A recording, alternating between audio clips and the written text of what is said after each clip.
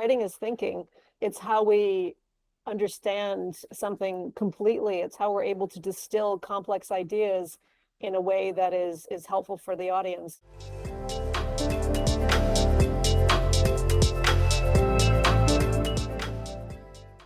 Hi, I'm Neil Perkin, the host of Think with Google Firestarters. And Firestarters is a series of insightful conversations with the interested and interesting of the marketing, advertising, and innovation communities. And today, I'm lucky enough to be speaking with Ann Handley. So Ann is a digital marketing pioneer, a writer, a speaker, and actually the best-selling author of a brilliant book, Everybody Writes, which is described as a go-to guide at attracting and retaining customers through stellar online communication. Just a really good book. And she's also a partner at Marketing Profs.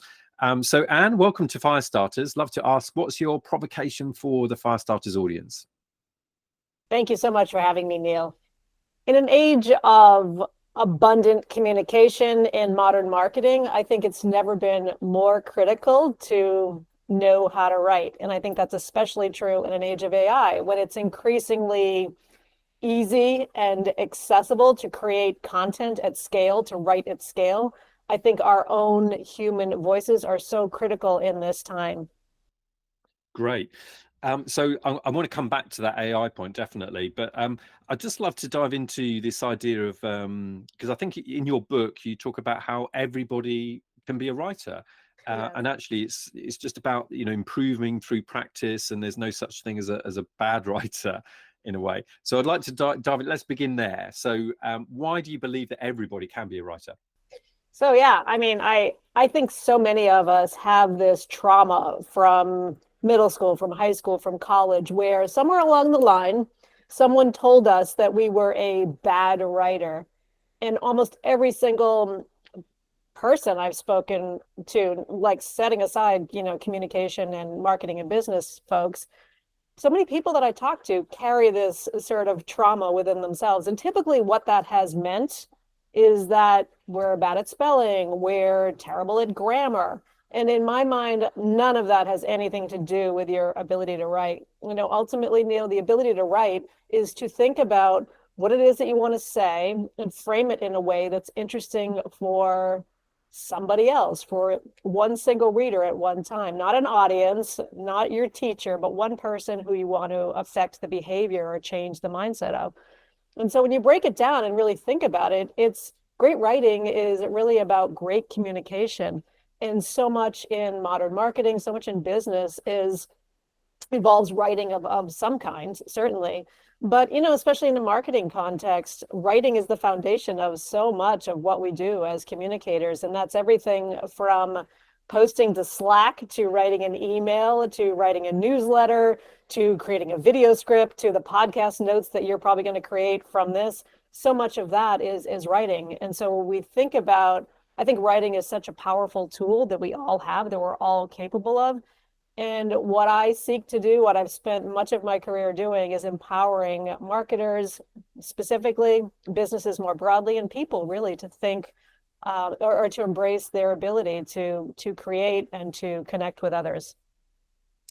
Yeah, and what I liked about your book actually is just how empowering it is actually, in terms of just encouraging you everyone to just write a little bit every day. So not have that kind of one long session in a week, but just to kind of write when you feel inspired. There was a lovely quote actually, I think, when no good content is created at bayonet point. I think I read that, which is just that idea of like, it's got to feel comfortable and you've got to be inspired, but just writing a little bit each day. Tell me a bit more about how, if you want to get good at writing, if you want to be a better communicator, how you can build that into your daily practice.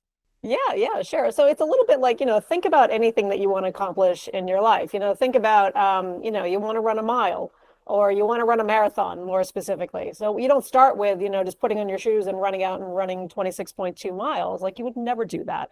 Instead, you build up over time. And I think the very same approach to a practice is true for writing. If we want to develop that muscle, if we want to get better at communicating, then I think the best thing that we can do to serve that skill within ourselves is to write every single day. It doesn't have to be a big deal, right? You can just take a notebook and a pen, or you can jot down some notes on, some paper somewhere. I think it's just thinking about those, the ability to build that practice over time ultimately will make you a stronger communicator. And there was another idea which I just really thought was very empowering in a bit, which is about that sort of the fear of the blank page, if you like, and what I Yeah, think what you called the ugly first draft, which is just yeah, a phrase that I loved. yeah. So just that idea of just trying, just starting with something. Tell me a bit more about why that's important to start with that ugly first draft. Yeah, because I think we put so much pressure on ourselves. And again, this goes back to that trauma that we all carry within ourselves about, feeling that we're inadequate writers in one way or another. And I think the idea of an ugly first draft is so critical for us to embrace, because just take the pressure off yourself. Like, don't worry about creating anything that is anywhere close to like what we might think of as good. It's not about that initially. It's really just about sitting down and getting thoughts out of your head, starting somewhere. And my process over time has definitely it's changed.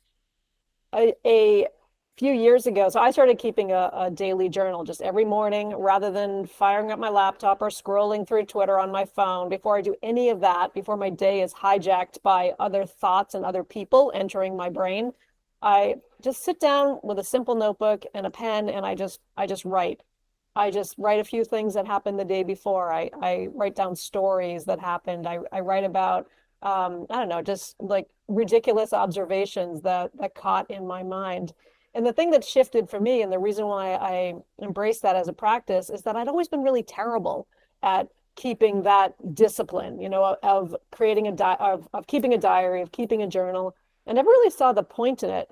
And then I started to realize, maybe it's not about just writing down your thoughts and your feelings like I thought that I should do. Maybe it's not exploring that side of yourself. Like, no shade, if that's the kind of person you are, then great. But that never worked for me. So what shifted in me is I started writing down stories that ultimately I could just getting them out of my head and writing it down did two things. First of all, it made me tune into my life a little differently.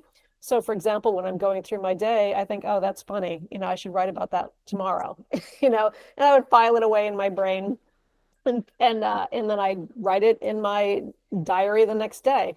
And so collecting those stories, I was almost like like just a squirrel, like gathering nuts throughout and then sort of burying them, and then putting them in my notebook gave me a place to store them. Some of those stories that I store in that notebook ultimately become parts of books or speeches or newsletters or blog posts. I mean, they express themselves in many ways. Sometimes they don't. But the reality is that I've got a store of things there that I can explore as a creative person. And so it's really helped me just shift my mindset to the importance of creating every day. Now, going back to the writing thing for a minute, what does that do? It's essentially my notebook becomes an ugly first draft. It's just me jotting down some notes and half-formed ideas. If you were to read my notebook, it almost looks like I'm typing, or I'm writing with mittens on. It just it's Mm. bad penmanship. I don't worry about spelling. I just use a lot of shorthand. I don't worry about sentences. It's just me, just just riffing, writing longhand. And so just the ability to do that, ultimately, that's my ugly first draft. And then some of those stories, like I said, ultimately I'll fire up, a Google Doc and start the typing process, start writing it, and that becomes just organically my second draft. Love that. I'm going to ask about blogging actually, because you Yeah, mentioned about one of the ways of doing this might be blogging, and that was my way into writing, was just yeah, starting to blog, and that actually got me into the habit. I think of like you yeah, say, it's a bit of a yeah, habit, isn't it? Um, yes. but I think I guess blogging is less popular than it once was, perhaps, Mm. and there's so many different sort of forms of kind of expression now. But do you think that actually blogging could be kind of more valuable than people perceive it to be, perhaps, or just that sort of journaling kind of approach? Do you think that blogging is something that more people should be doing, maybe? Yeah, that's interesting. Yeah, I don't know that it matters what format ultimately it takes. Like I think about, Seth Godin publishes a blog post every single day. That's his discipline, that's his practice, if you will. Um, my practice looks a little different. Yeah, I've got my notebook every single day, and then every other weekend, every fortnight, I publish an email newsletter. That's my practice. That's my discipline. So could that newsletter be a blog post? Yeah, I guess it could, but in my mind, and sometimes it is, by the way, sometimes I do take what I write in my newsletter and publish it on my own site at annhandley.com. But in 2024, it's, the past couple of years, I think this is true. It's more important than ever to have that direct relationship with your audience. It's much more critical, I think, to have that, to have an email list, to have a database, to have the ability to communicate with one person at one time in one inbox. And so that increasingly has been my focus, and I've not worried about blogging so much. Now, is that true for everybody? I mean, no, but I think a relationship that you have with an audience in an email newsletter or in some kind of email container is a lot more critical in 2024 than publishing every day to a blog, or publishing every fortnight to a blog, whatever your cadence is. Yeah, that's a good point. I'd like to also ask, just going back to sort of writing and as a form of communication, I suppose, and about the idea of writing as a way of articulating ideas and maybe business cases. I'm thinking actually, I guess, about well, Amazon, I suppose, is one of the most famous examples, because they have their working backwards document, which is where they get people to write out like a memo, a narrative, when they come up with an idea. And the idea is that it's not a PowerPoint presentation where you can shortcut things with bullet points. When you actually write something out, it forces you to really understand what the idea is. Yes. So I'd just like to ask you about that. When you Yeah. write things, does it really force you to kind of understand something? It's like thinking aloud. What do you think about Yeah. that? Yeah, for sure. Yeah, writing is thinking. It's how we understand something completely. It's how we're able to distill complex ideas in a way that is helpful for the audience. So yeah, I absolutely think that's a big piece of it. And that's why I think it's so important for us as humans, like never mind marketers, but so important for us as humans to adopt a sort of writing practice to really understand, how do we create in a way that matters to other people. And I think that Amazon example is a perfect example of that, because forcing somebody to sit down and distill their thoughts in a paragraph or two or six is ultimately going to be more powerful than getting everybody in a room and just letting somebody talk for 20 minutes, right? So I think it's that effort of thinking about what is really important here. What do I want to emphasize? Not only helps you articulate it to an audience, but it helps you understand it at a very different level. Yeah. And I mentioned something else actually that I have recently come to as a kind of practice, as a way of thinking, is that increasingly we think about the ability to write, or we have something we want to write, we have something we want to say, and what's the first thing we do? We open up a document on our laptop or on our desktop, right? We open up like a Google Doc or a Word doc or whatever you use, and you just start writing, you start putting down some thoughts. And what I've started doing recently, which has really helped me ironically write faster and write with more intention, is that I start with pen and paper. I take a piece of paper and I write down sort of the key points that I want to make, and I write through some of the things that I want to articulate. Now, why does that matter? Why do I do it that way?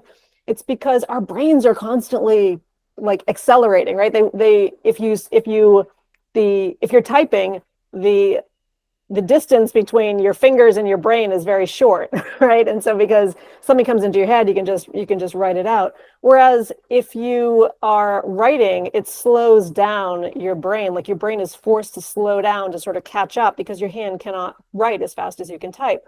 And so to me, that was such a revelation. It's really helped me as a communicator in figuring out what is it that I actually want to say, because just slowing down my brain helps me ultimately deliver better and deeper insights, because it slows me down. That's so interesting. I love that. In your book, you also write quite a lot about, writing with the audience in mind. Obviously Yeah. writing content which is useful to the audience, thinking about, how your target customers, who they are. I remember reading one of the other great books I read on writing, apart from yours, was Stephen King, who wrote On Writing, which is just a brilliant book on writing. And I remember in there he talked about having your ideal reader in mind. So just basically writing for kind of one person, as it were, as your ideal Yes. reader.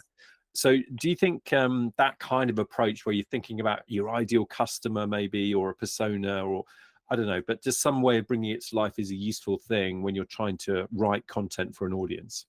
Yeah, yeah, 100%. Yeah, I actually talk about this in the second edition of Everybody Writes quite a bit, writing to one person at one time.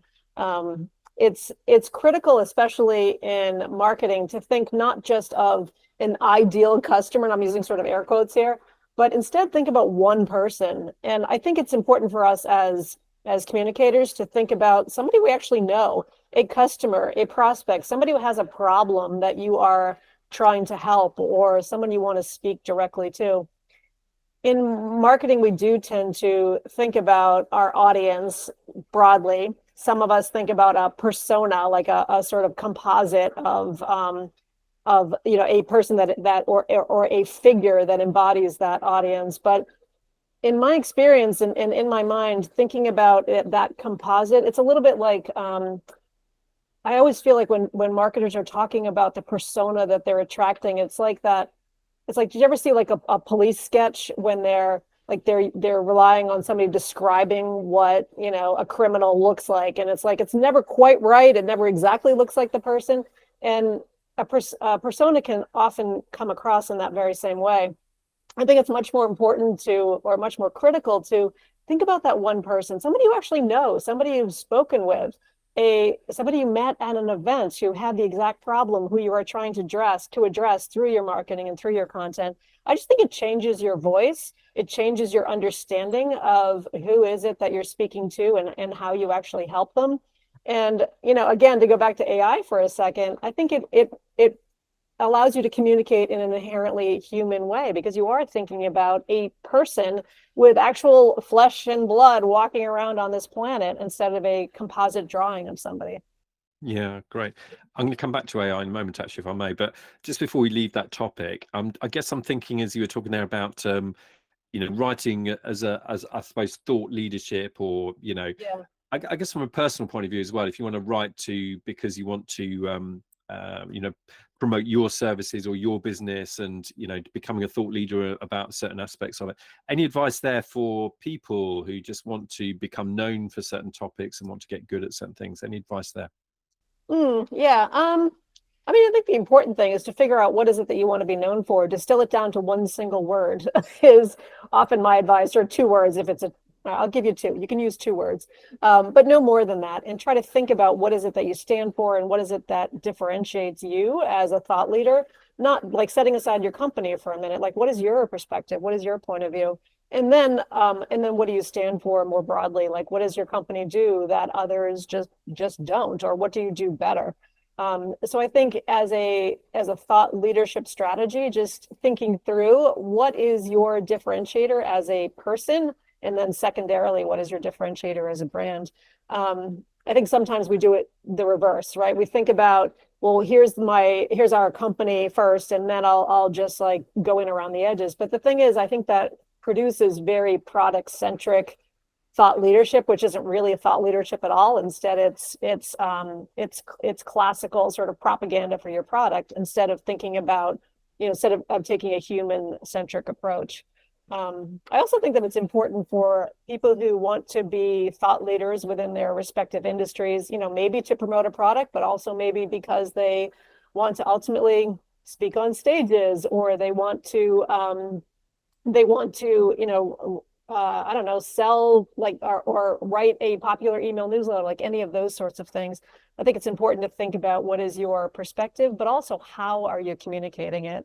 How are you communicating it piece of it is the writing piece, right? How are you actually speaking about things in a way that is going to differentiate you, either through the phrases that you use, or the way that you communicate, the way that you write. I see this a lot on LinkedIn, where if you were to cover up a thought leader from this tech company and set it side by side with the thought leadership of this tech company, like they don't sound any different. You know, Yeah. and think about your voice, think about how you're communicating, the words you use, and how you're building that relationship with your own audience. Yeah, I really like that.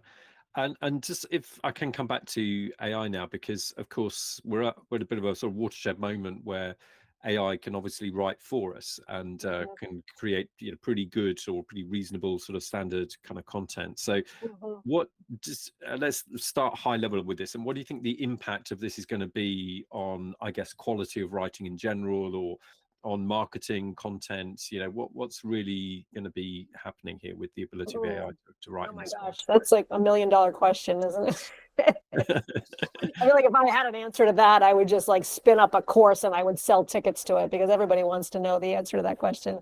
I mean, I'm kind of kidding, but yeah, it is $1 million question. I mean, I think it depends on who you are most influenced by and listening to. Is it going to affect the way that we communicate? Yes, absolutely. Can it write for us at this point? Yes. But can it write well? No.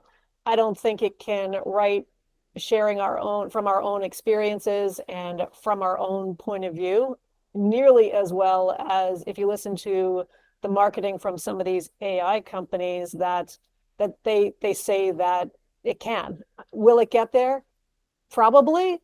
I don't know. Experts that I respect and listen to tell me that it will get there. Okay.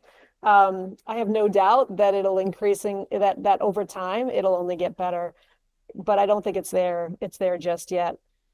When I think about how it will affect us as communicators, I have to believe that or I know that it'll help us with some efficiencies. Like it helps me with efficiencies already.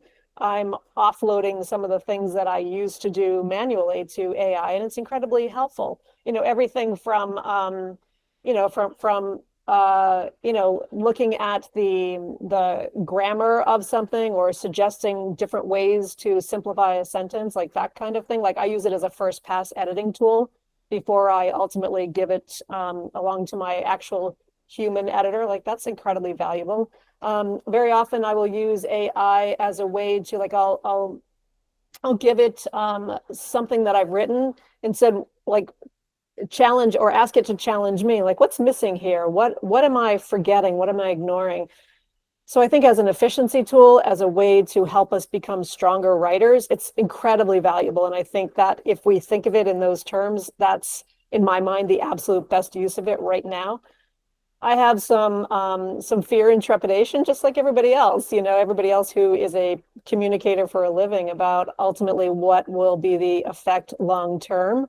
Um, I worry about our kids' ability to uh, to write as well as they possibly can, because if in a world where they're growing up with AI and that AI is allowing them to is their partner, throughout their career, I worry about that. But setting aside all of that for a second, yeah, I mean, I do worry about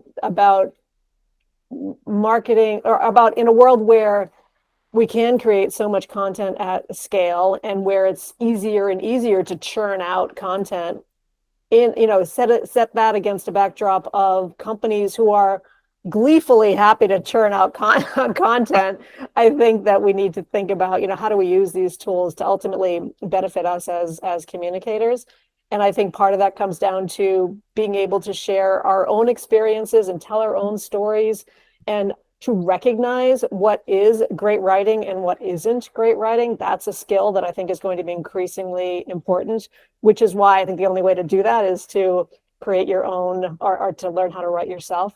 So yeah, so I mean, that's just some thoughts about where I think we can see this going, and ultimately where I think we can most benefit. Yeah, I mean, it strikes me that there being so much content out there that Yeah. I think people are very selective, obviously, about how they spend their time and what content they spend their time with. Which means, of course, that point about differentiation that you're speaking about there, the kind of tone of voice and the kind of authenticity, I suppose, of it, is really important. Yeah. And it feels like what you're saying there is we don't quite get that from AI right now. It's maybe good at writing a sort of standardized, sort of average kind of quality piece, but not really something which is differentiated in any way. Is that fair? Yeah, for sure. I mean, that's true right now. I mean, is it always going to be true? Like I said, probably not.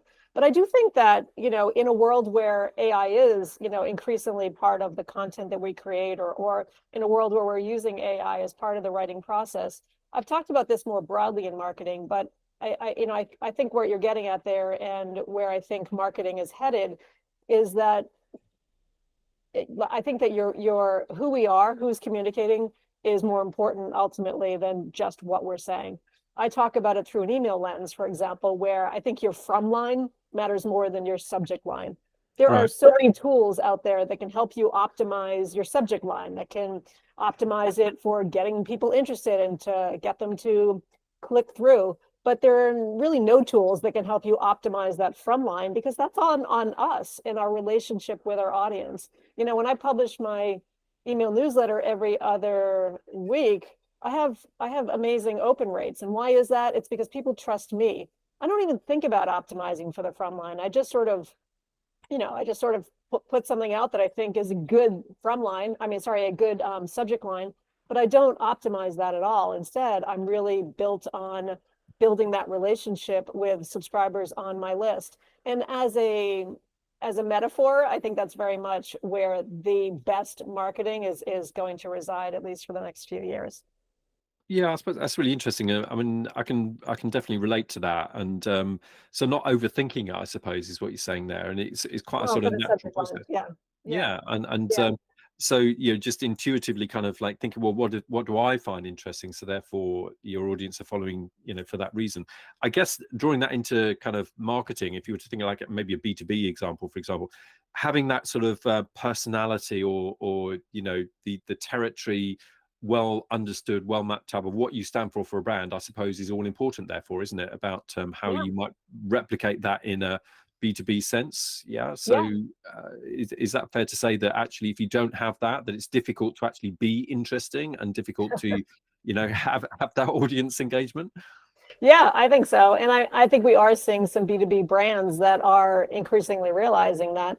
And sometimes in a B2B context, it doesn't mean being inherently personal. Like when I talk about your from line matters more than your subject line, I'm not always talking about, or I'm not in, especially in a B2B context, talking about being very personal with an audience, but thinking through like your tone of voice as a B2B brand, thinking through what you stand for, and how you do the work differently. Like that's ultimately what your voice communicates. It's not just who you are, but it's how the work gets done. And so I Mm. think in a B2B context, yes, it's absolutely critical. And I think we are seeing B2B brands embrace that more as they realize that they need to think about, brand increasingly more. Brilliant. And I'm just going to actually come back to that AI point, because you were talking there. I loved your example of like, asking the AI to kind of challenge you for something Yeah. you'd written, that's a really good. So any other good tips in terms of just practices of how marketers, or, anybody that's writing, could use these kinds of tools in different ways to be a better writer? Yeah, that's interesting. Yeah, so I use it to challenge myself. I use it very often so for example, I was speaking to a group of entrepreneurs and their wives late last year. And that audience was a little unfamiliar to me. Like entrepreneurs, sure, I can speak to them. I can speak to their business interests and their business concerns. But the wives piece of it, in most cases, these were men in the audience. There were, I don't know, maybe one or two husbands who were in the audience, or partners. But that was less familiar to me, because I don't typically present to that sort of mixed audience. So I spent a day or two just sort of trying to think about, I'm not sure how my message is going to resonate with an audience like that. And so I asked the robot, I asked AI, and I laid out my problem. I said, here's the situation. What are some things that I should think about given, and I input some information about, more specifically about the audience that I was going to be speaking to. And I was like, what do I do for the spouses here? How do I grab them so that, I don't look down and half the audience is sitting there scrolling their phones and not listening to me. Right. And it was really helpful, just giving me that alternate perspective. So using it as a foundational research tool, I think is incredibly helpful with audiences that you're unfamiliar with, or maybe even an audience that you are familiar with, but you're wondering, am I too close to it? Thinking about it as a way to help you through that curse of knowledge. Again, I think it goes back to the example I shared a minute ago of, what am I missing here? What's missing from this? Am I not explaining this well? Is there some other point that I could maybe bring in? I think it's really helpful for that.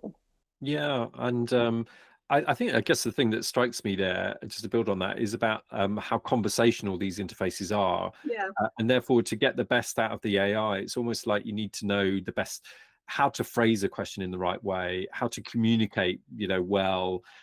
Even though you're communicating to a machine, in order to get the best out of the machine. So again, I suppose it comes back to great communication, right?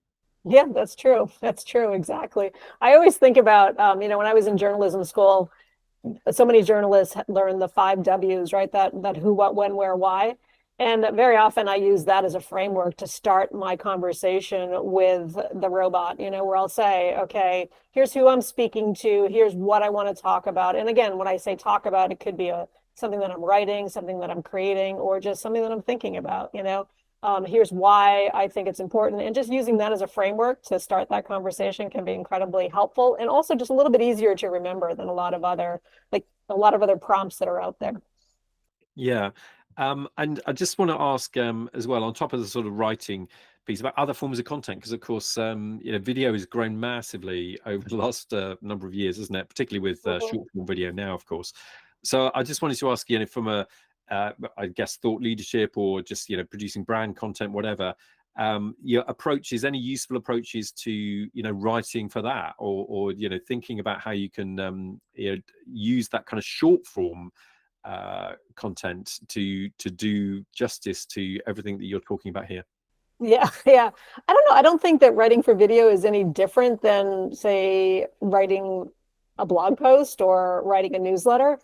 I think the approach is very much the same. The format ultimately will be different, but ultimately you've got to think about, why shouldn't a reader care about this right away, and make sure that you're answering the questions that crop up in their brains. So I don't think it's any different. I don't think writing for video is a skill that's different than, writing an email newsletter. I mean, if you think about it, if you're writing a script for video, if you're, storyboarding a video, you're going to be speaking to one person at once, on their laptop or on their phone or whatever the case may be. So yeah, in my mind, it's essentially the same approach. You have there's a really nice kind of equation, I think, which you use in the book: utility times inspiration times empathy.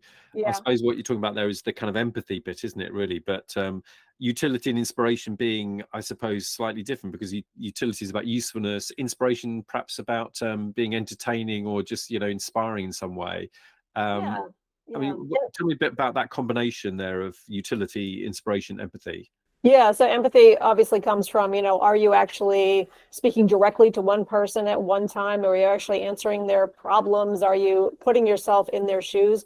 One of the things that I try to do with everything that I write is create what I call an "it's me" moment. So you want somebody to watch a video, or to listen to this podcast, or to read something that you've written and see themselves immediately reflected in it. It's like, oh, this is my problem. Oh, I have this exact issue. Like, I'm interested in this. And so creating as many "it's me" moments as you can throughout everything that you write, that's really the empathy piece of it.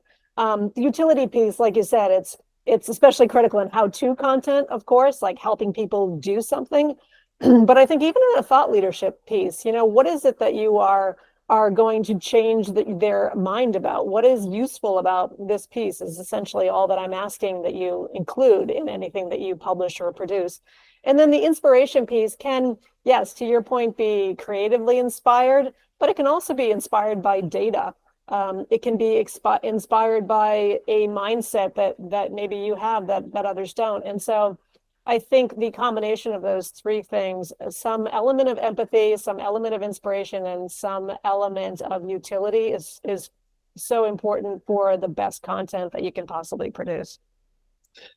Okay, great. Unfortunately, we're running short of time, Anne, unbelievably. But I just going to ask you one more question, if I may. And Yes. this is a bit of a, I guess, bringing everything together type question. So if you were to offer one piece of advice, let's say to a marketer who's looking to write better content, maybe somebody who isn't writing now and is looking to start writing, or just somebody that is really looking to improve the quality of the content that they are creating, if you had to distill it down to one big piece of advice, what would that be? Oh my Lord. What would that one big piece of advice be? I don't know. I mean, I think the best thing you can do is just look up. Look up from your phone, look out from behind your computer. So many content creators that I speak to are just they're so focused on what they're trying to create or what they want to say. And I think you can learn so much just by tuning in to the world around you. Love that. That's a great way to wrap the conversation. So my thanks to Anne. It's been a brilliant conversation. Really enjoyed that. And if you enjoyed the conversation as well, don't forget to share and to subscribe, of course, to Firestarters. But Anne, thank you so much for being part of Google Firestarters. Really enjoyed the Oh, conversation. Neil, thanks for having me.